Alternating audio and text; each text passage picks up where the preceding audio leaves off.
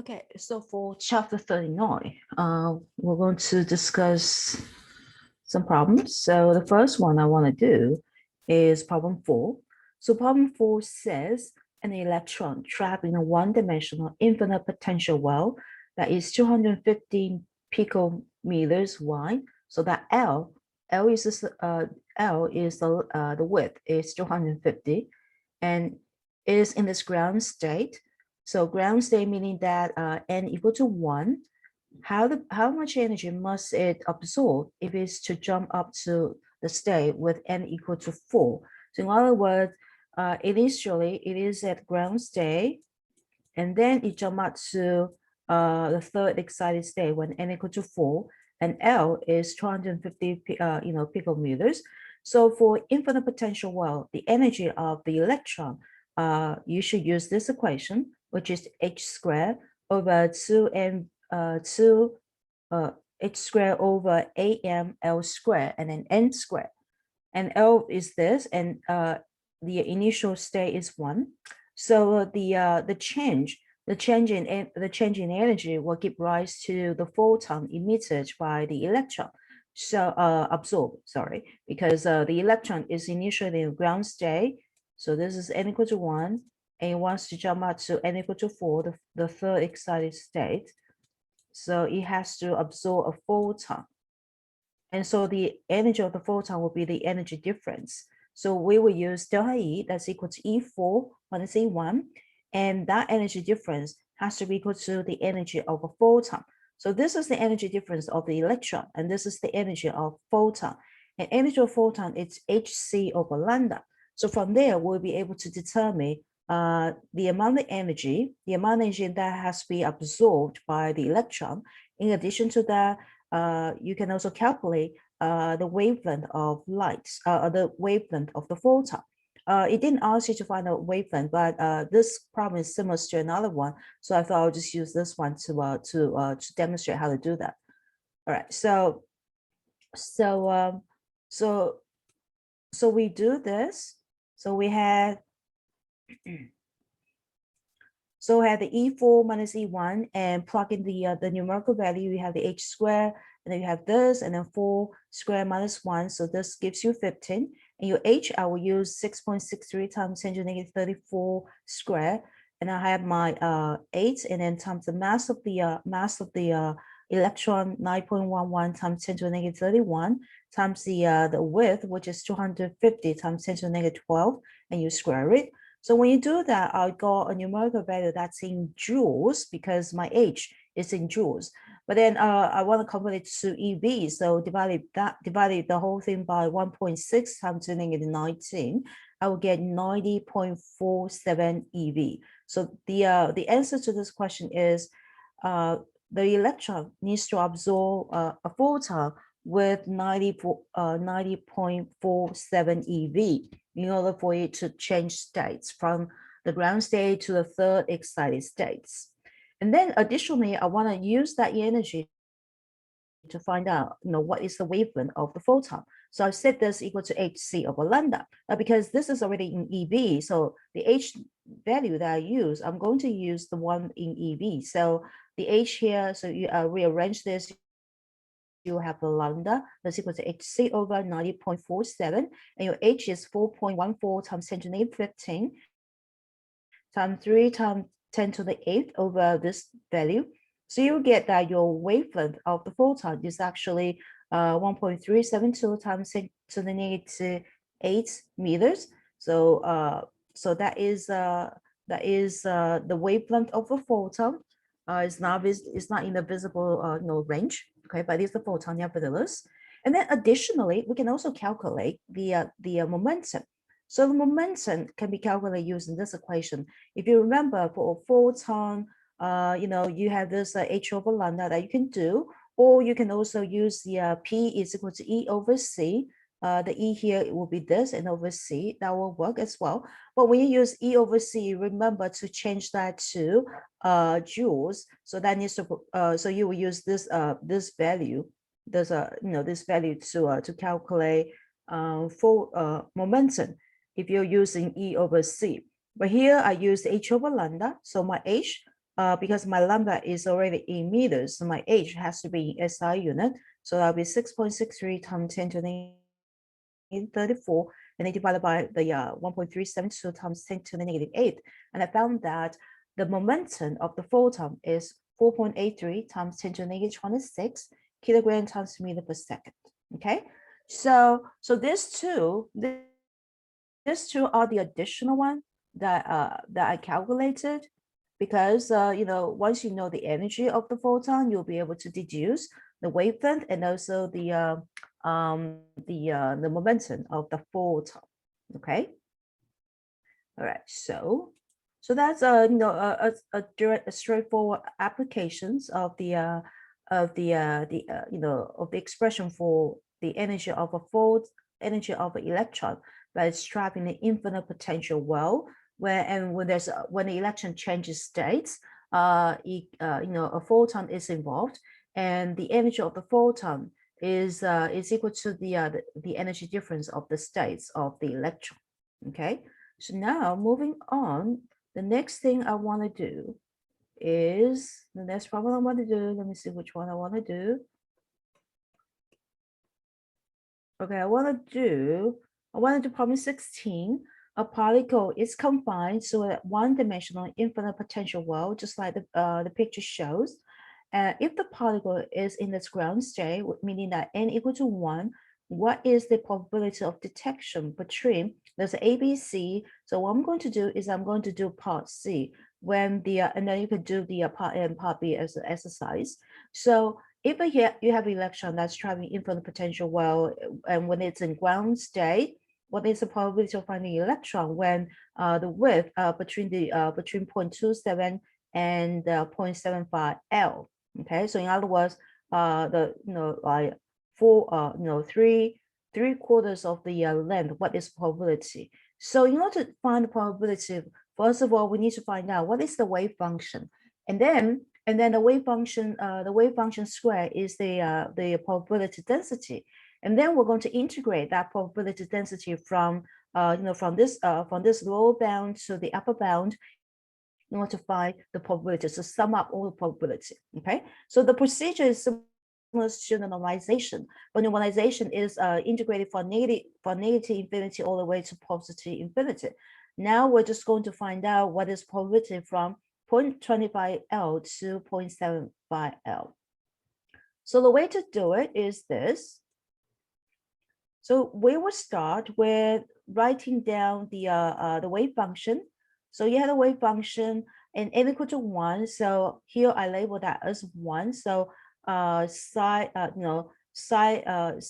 x is equal to a sine pi x pi x over L, and n already put 1 so that's just 1 pi x over L. And then we're going to so the wave the probability density is wave function squared. So you have the a squared, sine squared, and then dx, and then the range. You want to integrate that in order to get the probability. So p is equal to 0.25 L to 0.75 L when you integrate this quantity. Okay, and so to do this, we know that inside this sinusoidal argument, we need to do the change of variable. So I'm going to let y equals pi x over L.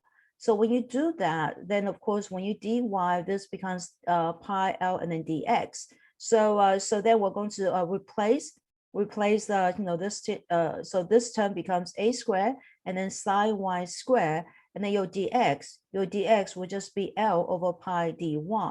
Okay, and when you do that, you also want to remember to change the upper bound and lower bound, because this is integration with dx, and this is integration in y direction. So when you have the x, that's 0.25 L, your y is 0.25 pi.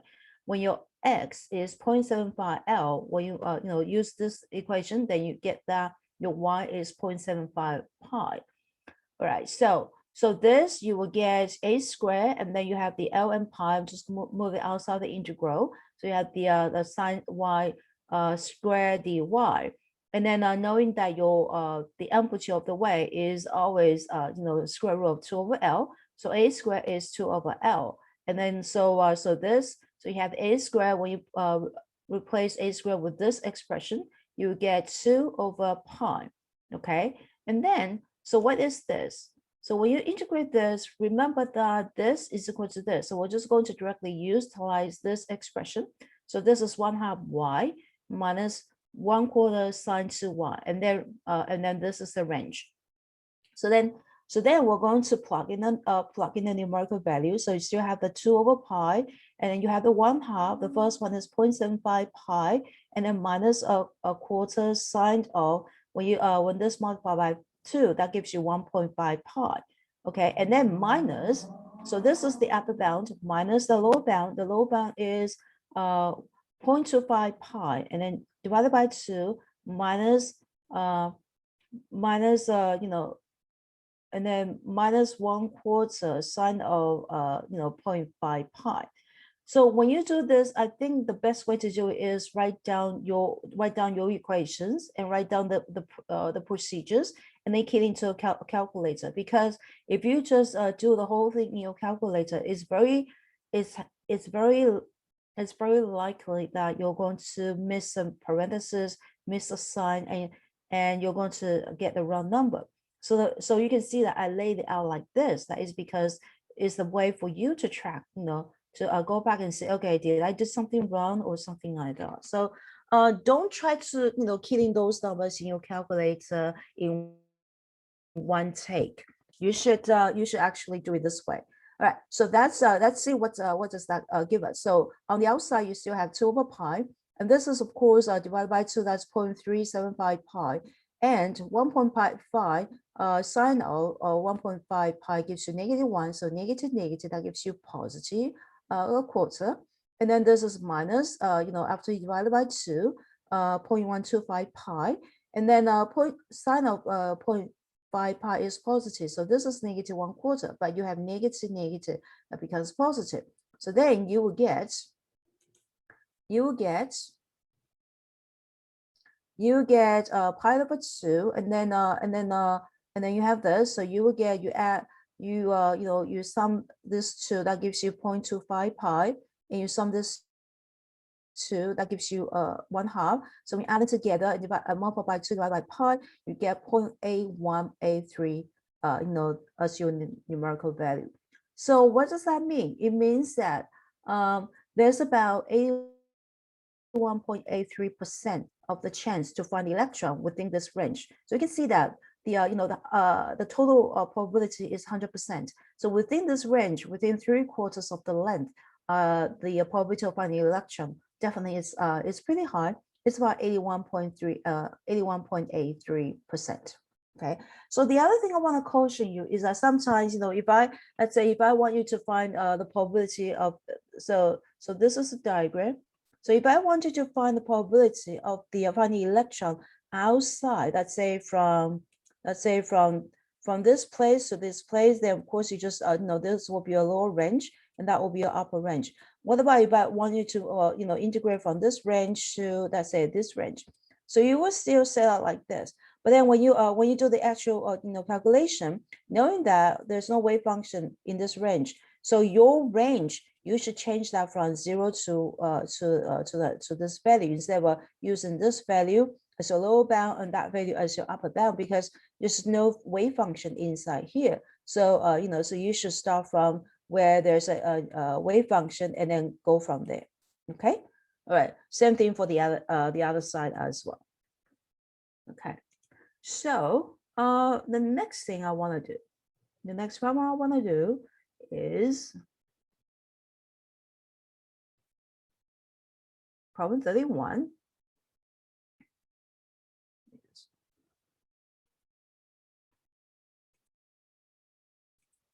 All right, problem 31 says, what is the ratio of the shortest wavelength of Barber series to the shortest wavelength of the Lyman series?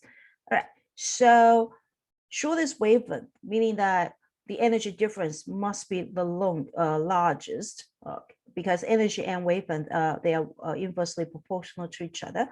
And so this problem involves two series. One is Barber series and one is Lyman series.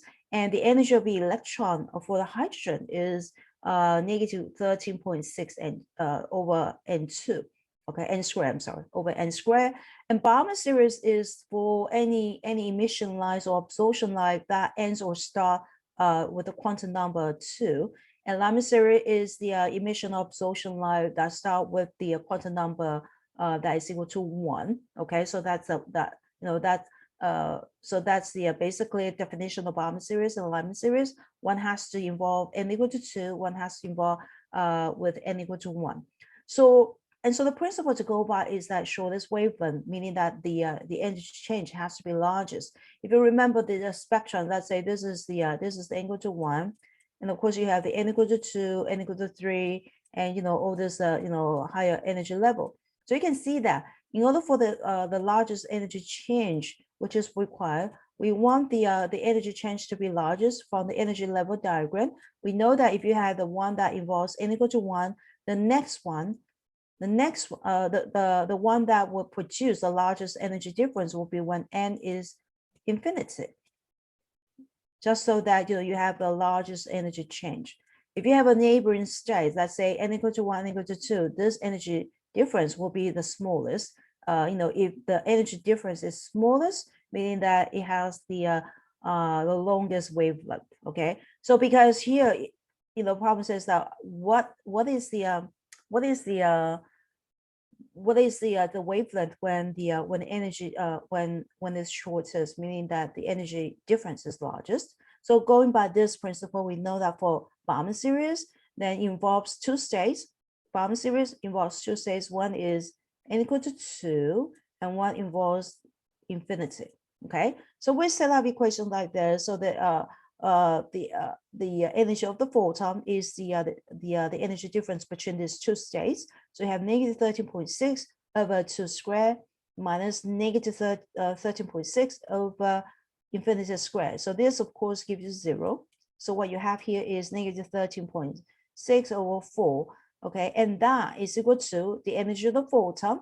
Energy of photon can be found by using this equation, hc over lambda b. So some students might just directly calculate lambda b, but because this problem asks you to find ratios, I know that there are going to be a lot of common factors. So you don't even need to calculate the wavelength of the involved in this Balmer series. Just keep it like this. So you have the hc over lambda b that's equal to negative 13.6, and then we're going to move on to calculate the energy of the so in other words,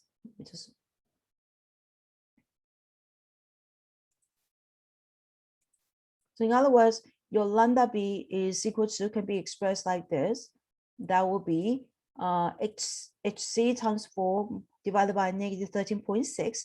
And you're going to do the same thing for Lyman series, because Lyman series, the energy difference involves the n equal to 1 and n equal to infinity. So when you do that, this again gives you 0. So this becomes negative 13.6 as equal to hc over lambda L. I label that as the wave from the Lyman series.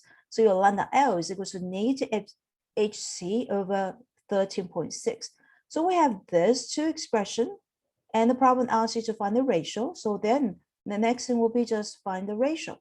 So when you do that, just label that, just arrange them like this. So you have the lambda b over lambda L, and this is hc times 4 divided by negative 13.6, and then this is negative hc over 13.6. So you can see that the numerical value is 4, meaning that the wavelength in Balmer series is 4 times the wavelength of the Lyman series, when the energy difference is the largest, meaning that the shortest wavelength.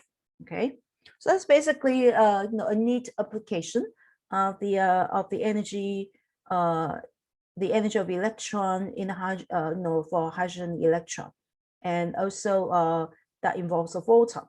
Okay, so you can see that this problem is very similar to the first one that we did, but that one is for an electron trapped in the infinite potential world. So there's a specific expression for the energy.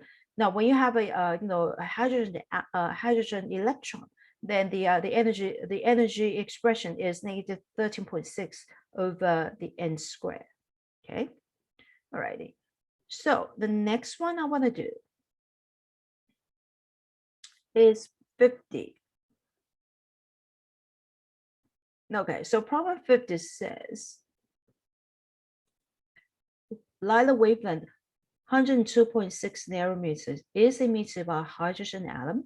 What are the higher quantum number and lower quantum number of the transition produced in this emission? So again, now we have like two, an electron is making a transition, and during that transition, a photon is emitted with this magnitude.